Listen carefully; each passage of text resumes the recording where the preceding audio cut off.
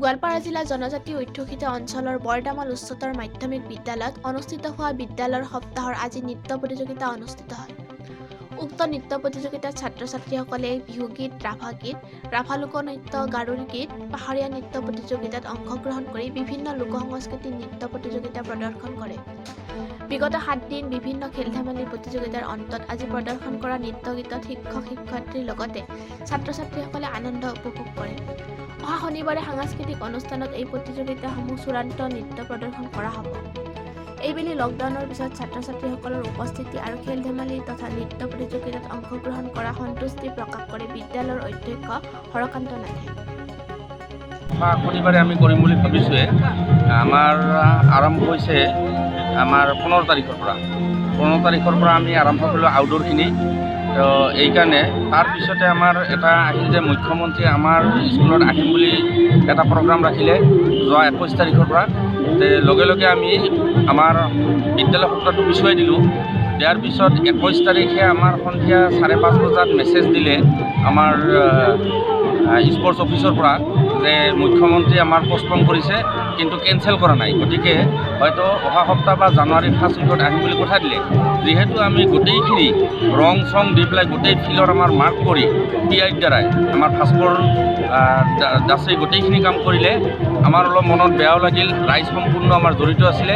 ৰাইজ তেতিয়া অলপমান দুখ পোৱাৰ পিছত আমি 22 তাৰিখৰ পৰা খেল আৰম্ভ কৰি দিলোঁ আউটডোৰখিনি আমাৰ তীব্ৰ গতিত চলি থাকিলে।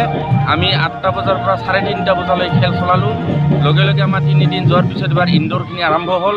আমাৰ ইনডোৰৰ খেল চলি আছে। লগে লগে আমাৰ সাহিত্য, কবিতা, এক্সাম্পল স্পীচ, ডিবেট ইত্যাদি আৰম্ভ কৰি আমাৰ ডেন্স কম্পিটিশ্যন সাংস্কৃতিক সন্ধিয়ালৈকে আমাৰ আৰম্ভ হ'ল। তাৰপিছত আমাৰ ল'ৰা ছোৱালী এইবাৰ ইমানেই পাৰ্টিচিপেট কৰিলে যে আমি টাইম বৰাবৰ বাধ্য হ'লোঁ। প্ৰতিদিন আমাৰ ডেন্স কম্পিটিশ্যন প্ৰতি ক্লাছ ৱাইজ 3টা-4টাকৈ হৈ আছে। গতিকে আজিও আমাৰ চলি আছে, আপোনালোকে দেখিছে। আমি অত্যন্ত সুখী আৰু তাৰ এই আমাৰ যিটো ছাত্ৰ-ছাত্ৰীৰ উৎসাহ, উদ্দীপনা আৰু সহযোগিতা আমাৰ গোটেই শিক্ষক তথা আমাৰ SMDCৰ গোটেই মেম্বাৰখিনি আপ্লুত হৈ লগে লগে আমি উইদাউট মানি, কোনো আমাৰ চেংচন নাই, তথাপি আমি আলোচনা কৰি পেলাই শিক্ষকসকলৰ সহযোগত আৰু প্ৰধান শিক্ষক বা অধ্যক্ষৰ আমাৰ উদ্যোগত আমি লগে লগে এখন স্থায়ী মঞ্চ আৰম্ভ কৰিলোঁ। প্ৰস্তাৱ গ্ৰহণ কৰা হ'ল যে আমি মঞ্চখন এইবেলি আৰম্ভ কৰিম আৰু আমাৰ হয়তো কিমান দিন লাগিব আমি ক'ব নোৱাৰোঁ। পূৰ্ণাংগ মঞ্চ এখন সজাৰ কাৰণে আমাৰ সিদ্ধান্ত গ্ৰহণ কৰা হয় আৰু শিক্ষক, ছাত্ৰ-ছাত্ৰী আটাইৰে যিটো সহযোগিতা হয়তো স্কুল জন্মৰ পিছত কোনো বছৰে এইটো হোৱা নাছিল। আৰু সেয়া আমি লকডাউনৰ পিৰিয়ডত যিহেতু ল'ৰা ছোৱালীবিলাকে ঘৰত আবদ্ধ থাকিবলগীয়া হৈছিল, সেইকাৰণে বোধহয় এইবেলি স্কুল দিয়াৰ লগে লগে সম্পূৰ্ণভাৱে সহযোগ কৰিছে প্ৰতিটো বিভাগত। সেয়ে আমি যথেষ্ট শান্তি লাভ কৰিছোঁ, যথেষ্ট ভাল পাইছোঁ আৰু অদূৰ ভৱিষ্যতে ইয়াতকৈ আৰু আগবাঢ়ি যাম বুলি আশা কৰিছোঁ।